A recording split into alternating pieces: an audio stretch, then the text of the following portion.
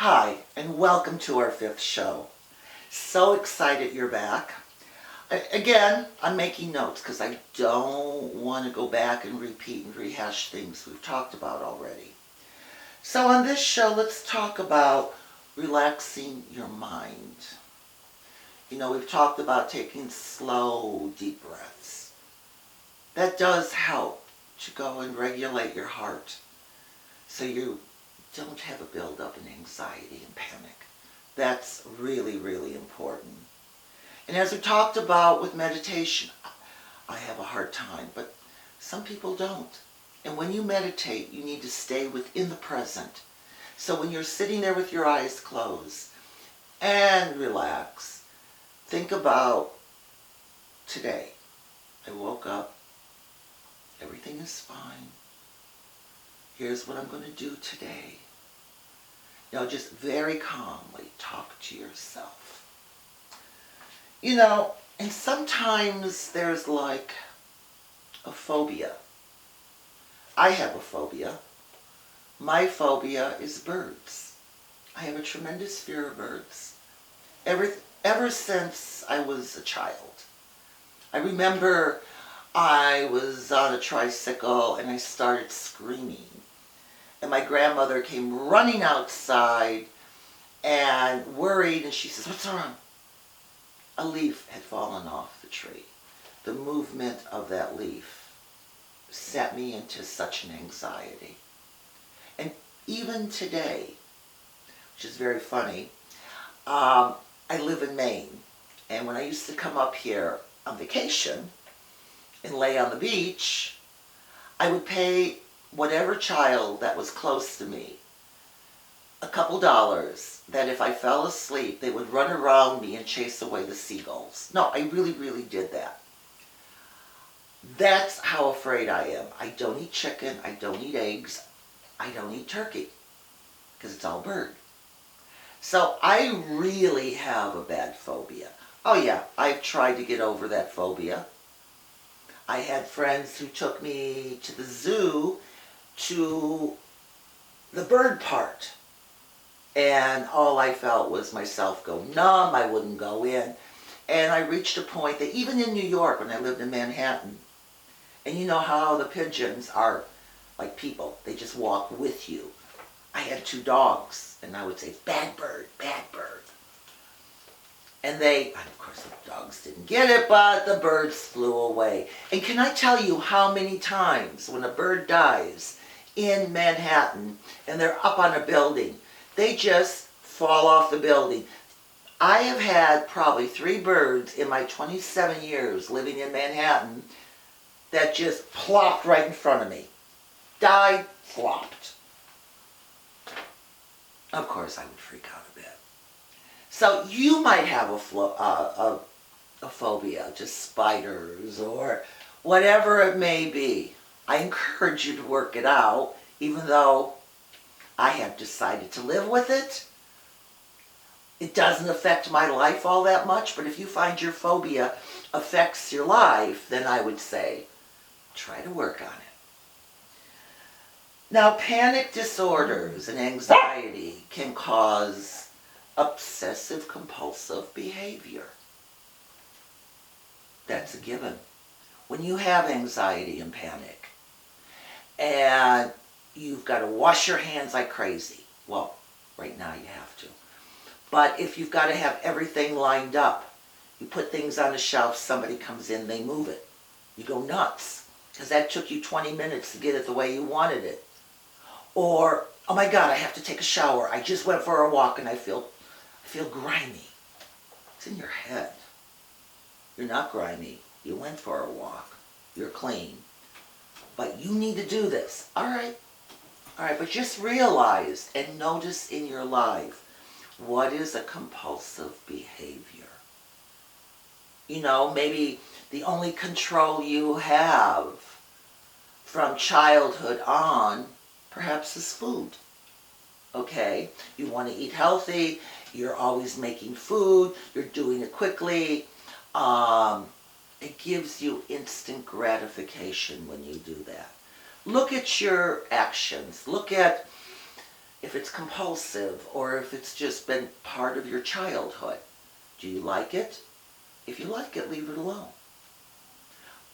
But you need to look at everything within your life that could be a problem, and that definitely could be. It could be a start of triggering anxiety and panic. Who knows? Might be.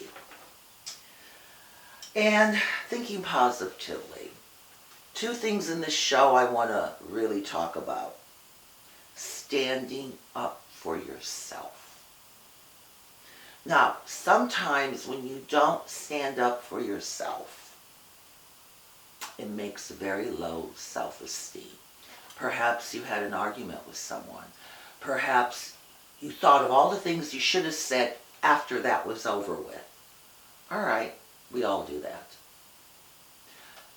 You have to learn that your life is your creation.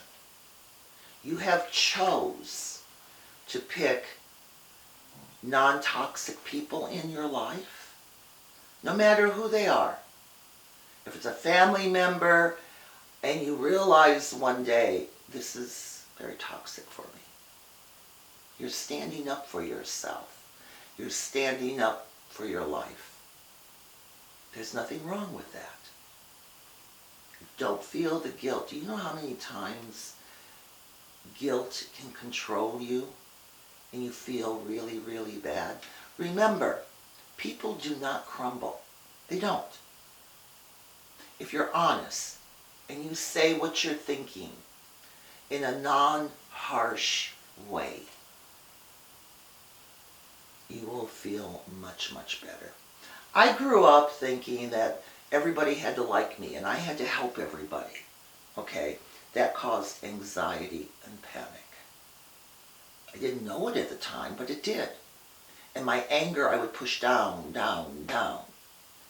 And these people, on the most half, were not appreciative, and they were family members. But you push it down enough where all of a sudden, over here, you're triggered again. Then I realized one day that standing up for yourself as a human being is very important to your well-being. Very important. You remember hearing people say things like, oh my God, I'm going to forgive them because I will be free. Okay. You can do that. I have found for myself, if I have had a confrontation with someone, and I know I deliver it in such a way that I'm not as harsh, but I tell them the truth, and I own it, and they're angry. I don't walk away from that situation anymore feeling, oh my God, I'm going to have to apologize. Oh my goodness. I'm going to have to forgive them so I can move on. For me, and I'm talking only for me, that's a bunch of bullshit. Really, it is.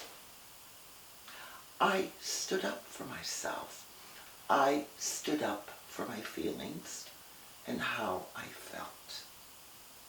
And so I walk away from that situation without any thought of, oh my God, I should apologize. I feel bad. I don't feel bad. I walk away from it standing up for myself, and I feel good. I don't need forgiveness. I don't need you to pray for me. I don't need you to do any of that for me.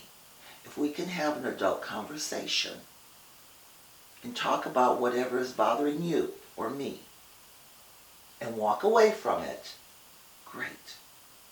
But that took a lot of work to get me to where I'm at. Because I know a lot of you out there are kind of people pleasers. And I used to be like that. But you know what? There was no percentage in it. I ran the numbers. There was no percentage. So no matter who it is, stand up for yourself. Maybe your husband's mother and you do not get along. Be nice. Stand up for yourself. And you don't have to make peace with everybody. You have one life. In that one life, you need to be true to yourself and live it to the fullest. I said to my mother one time, because she's a very needy person, and she lived with me for a while, and I took care of her, and now she's in assisted care. People are great up there.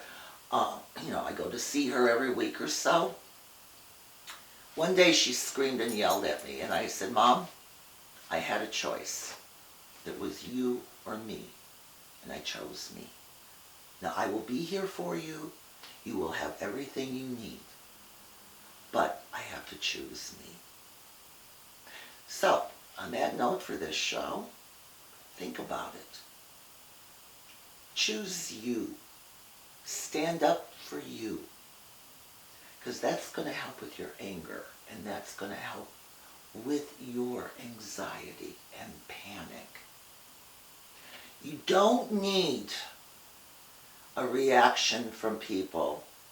You don't need them to go and respond to what you said, whatever it may be, good or bad. You need to know you did the right thing for you. And if they really care, if they really want to reach out to you and talk about it more, they will. And if they don't, you move on. So on this show, I want to end with that and let you think about this. And I encourage you to write in. And we will be up to our next show. And so this one is standing up for yourself.